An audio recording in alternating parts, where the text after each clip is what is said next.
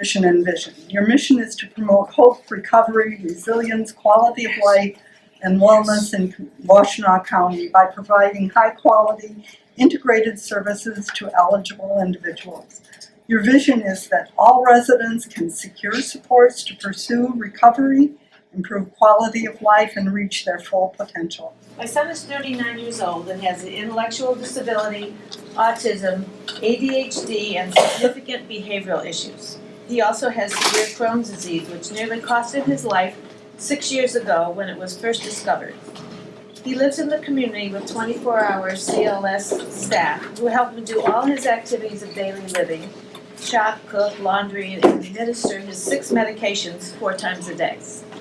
The staff help him do volunteer work, participate in recreational activities, and socialize with his friends. His life is inclusive and independent from mine. It is truly meaningful and dignified, and he is a happy member of our community. He is also a taxpayer. He will not reliably look both ways before crossing the street. Because he has staff, he is safe and healthy. He lives the life he chooses, just as you and I do. He is an important member of our community, and taking away his staff or decreasing his services would put his life in danger. It would certainly contribute to a downward spiral of undesirable and unsafe behavior. Let me be clear.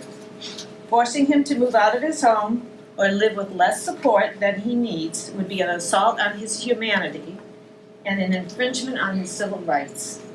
Thank you. Our son requires staffing and support to keep him safe and alive. My wife, his mother, recently passed away from a sudden illness. If it wasn't for the support, our son, grief-stricken and confused, was on the verge of having his life slip away as well. Continue to live day-to-day, a day-to-day battle to ensure the support for his life. So as I ask, She want a home of self-determination and the supports that our daughter needs with the ability to hire staff that she likes and trusts. She needs assistance to do her grocery shopping and occasional assistance in meal preparation due to severe intentional hand tremors. She needs assistance in reminding and routine household care. She will need transportation to doctor's appointments. She relishes her social activities and uses CLS services to access these. CLS has been and will be her lifeline. Once her dad and I are gone, our daughter will have no relatives in the area. A 23-year-old son. He has Down syndrome and is on the autistic spectrum. He has been receiving CMH services since 2013. I am here today to ask the board not to cut funding to important services to the most vulnerable individuals in our community. Community living services are used to increase or maintain personal self-sufficiency, facilitating an individual's achievement of his goals of community inclusion and participation, independence, and productivity, and staff assistance with preserving health and safety of an individual in order that he or she may reside or be supported in the most integrated independent community setting.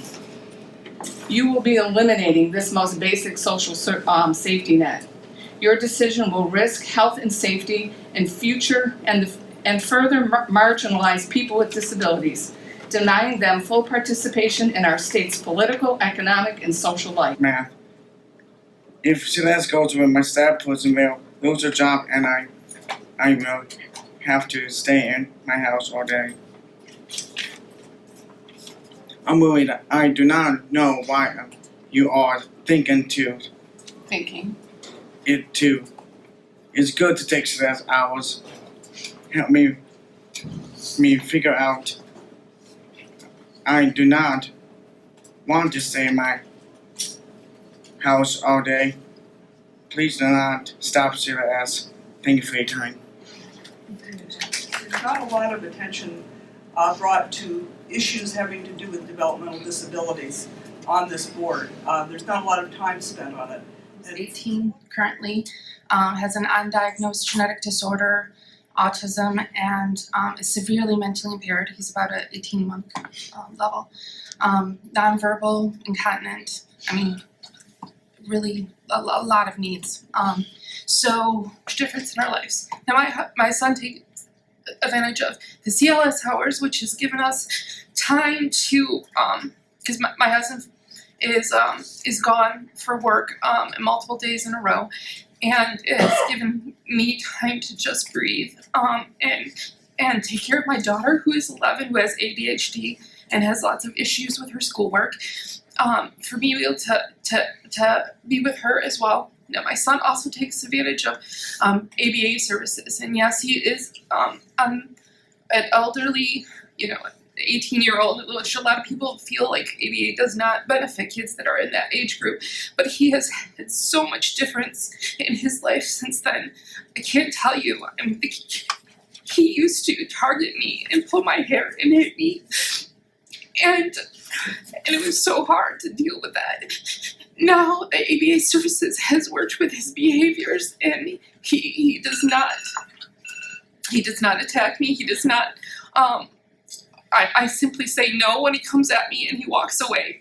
He has also been able to communicate with pictures with us, and I can't tell you again how much that benefits him and the frustration and the behaviors that he has to deal with, because he can actually tell us what he wants.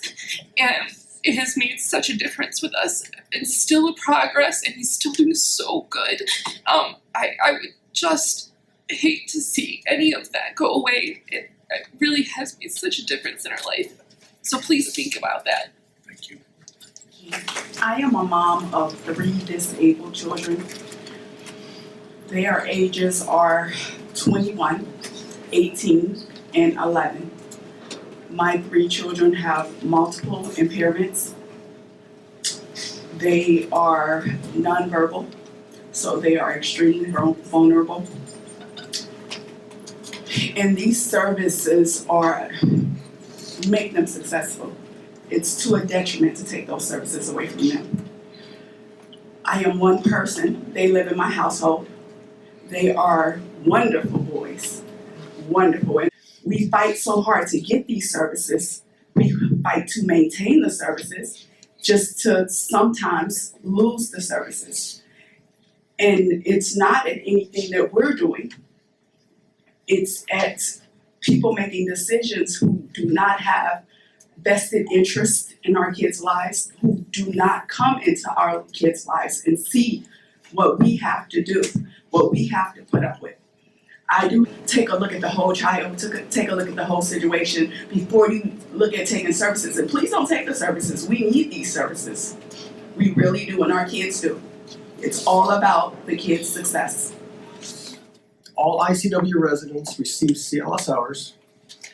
These service hours are critical to the well-being of these individuals, let alone the very independence that their families have worked to establish for them. The families of these disabled residents are taxpayers and voters. We expect more leadership and creative thinking from our public officials, this board, and the County Board of Commissioners in the resolution of the financial issues at community level.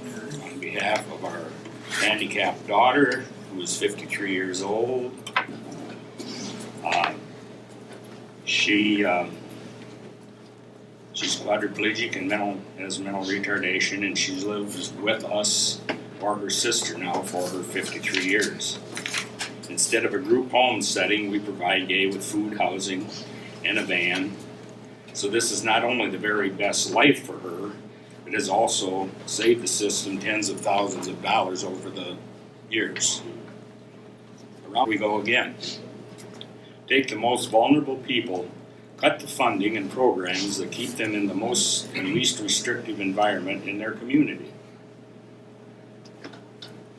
My son, Derek, is 35. He has autism, severe cognitive impairment. We've benefited from CLS since he was 26.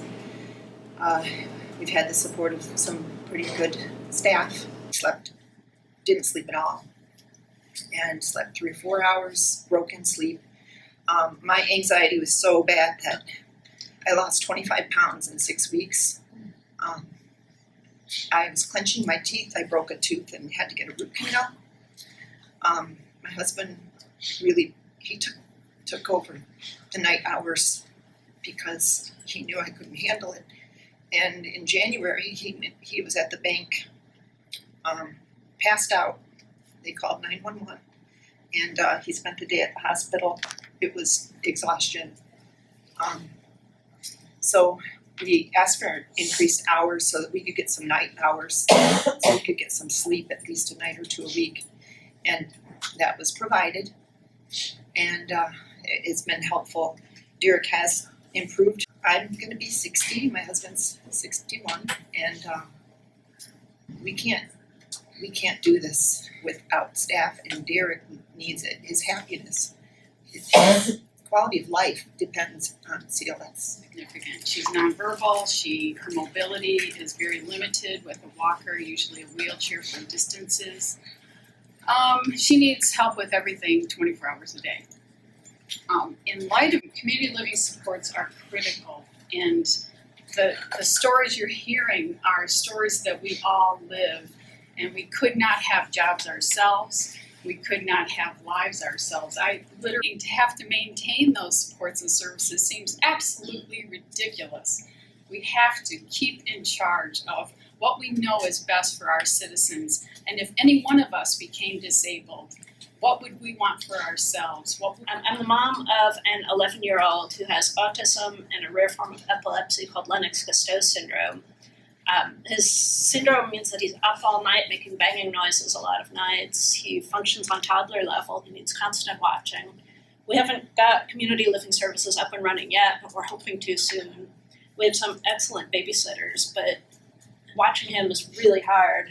And my kids, I have 3 kids. Their father died 5 years ago, so I'm a single parent, and I've got this giant toddler. He's 11 now, so he's going to be bigger than me. He's violent. He functions on toddler level. We're older. When we die, what happens to our kids? What it's like to live our lives. And the only thing I can say is perhaps some of you have parents or grandparents that have had Alzheimer's. And of course, that's blasted everywhere. And it is a tragedy for 5 years, 7 years, whatever. We have children for decades. We love our children, decades. We can call them autistic, developmentally disabled, but I think for you to relate to this would have to think about having a parent with Alzheimer's who cannot take a shower by themselves. My daughter cannot. 24 hours. I can count on 2 hands, that would be 10 times over 18 years, how many times I've slept through the night. That is what my life is like in the most vulnerable population. My daughter could walk away with a stranger tomorrow. My daughter can super glue her mouth, and she has. So we are on hypervigilance. What about the impact on our other children? What about that I have a 95-year-old mother, I'm responsible for her house as well. So to have funding away from our children, appalling. My name's Amanda. I'm 16. I have a 18-year-old brother named Jared. It's just sad that he is gonna lose the stuff he needs to be able to succeed in his own life. That's all I have to say. Share the common theme that these supports can be a life or death matter, and our most vulnerable family members deserve the attention a caring community should provide. He was subsequently diagnosed with cerebral palsy, a spinal instability, and autism, all while in preschool. Agitated catatonia and epilepsy were added in his teen years. Of course, I had stopped working when Peter was born because he required so much care.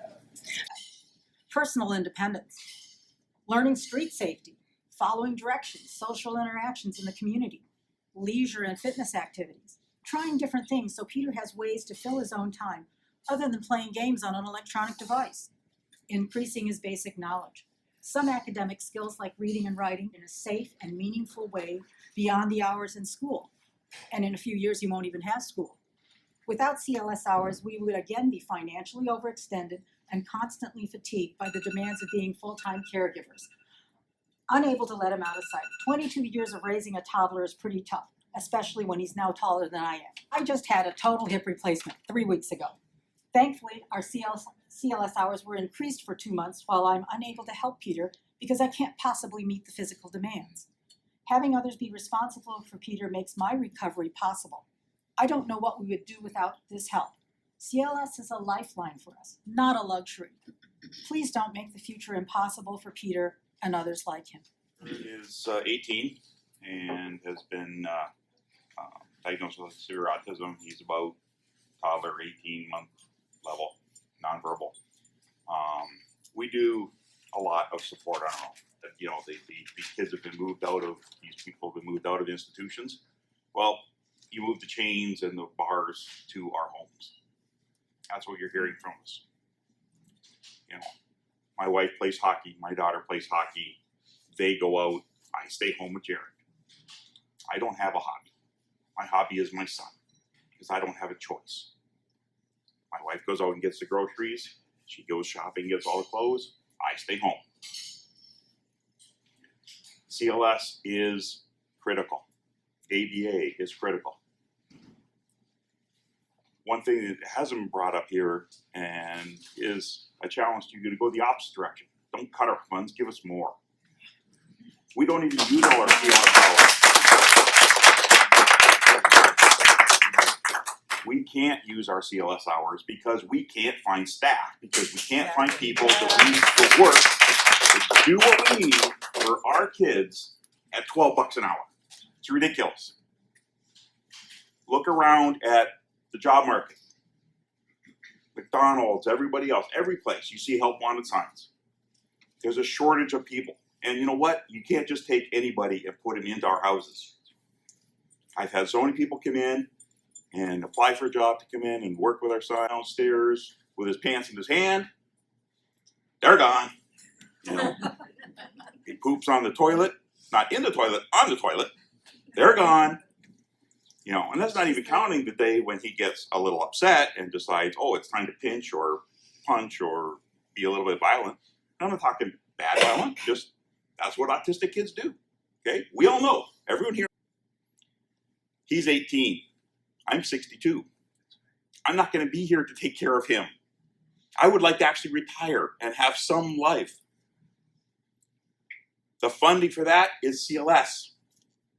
That funding for him to have a life, to live on his own, to be a person on his own, has to come from you. Thank you. So this is my son. His name is Alex. He's 28 years old. And forgive me, but I might use the whole 3 minutes to cry because I am heartbroken that we're all vulnerable. It's not just our children. We are so connected to them that their lives are our lives. We're exhausted. We are constantly being picked at by every little cut. You guys have, I mean, I don't know if you have any ideas. Maybe you do. Maybe you do. And if you do, I feel for you because I feel for me and I feel for every single person in this room. My son is not a poster child for some great financial investment. I get that. I've gotten that forever. And so it is very hard when we're supposed to make some sort of fiscally logical argument that you should support him and every other person that's been talked about here. There really aren't. He's a poster child for the heart of our society.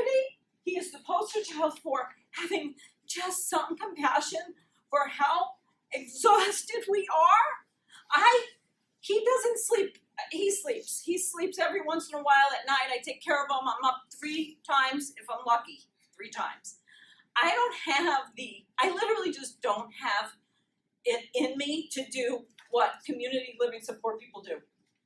That's what gets cut out of my life. I don't have the ability to take him out into the community. I've made these cards for him so he can talk to people. I don't have the energy. Okay, what card? Like, I'm so tired. We're all so tired. We need the village mentality. It takes a village. But we aren't raising our children like they're going to go off somewhere else. This is it. This is the village. So please, I get you got cut stuff. But I was thinking, here's an analogy. It's like a hospital saying, you know what? The cost of nurses is too damn expensive. We should just cut them all out. That's not how this works.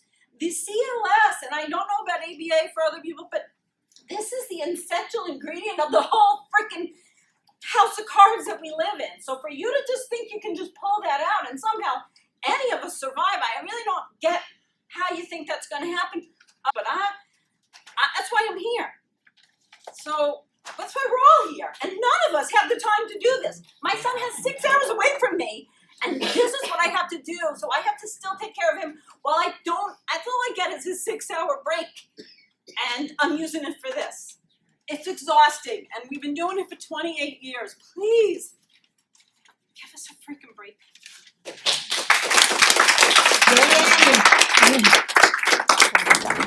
They're wonderful, wonderful men now, but they're men.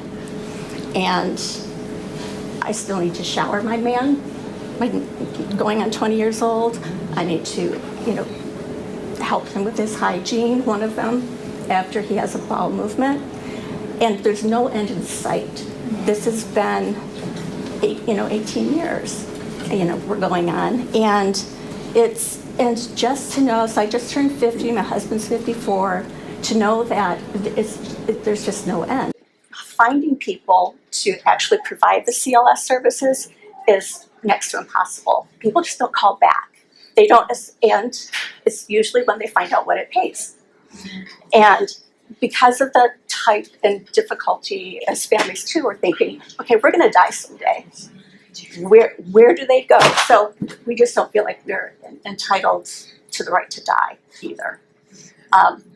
Funding for us and for our young men is going to make or break the whole world. And the thought of that going away and not being able to try to strategize and plan for them is just devastating. They can't. Why do other counties, other CMHs are allowed to pay higher rates, but we have almost the highest cost of living in the state, and yet I hear somebody in the Upper Peninsula, their rate is like $8 an hour higher than ours. Why is that? Why can't we pay the right rate for our area? And then finally, I actually submitted myself to become a board member for CMH, and I know Bob Pierce did as well. And I didn't get called, I didn't get even interviewed or anything. I don't understand how the people are selected for CMH boards, especially for the consumer positions. It seems like we have a lot of county commissioners on this board, but are there people here strictly for the consumers, to be the advocate for the consumers? All families, and I work at a guardianship office, so those people do not have anybody.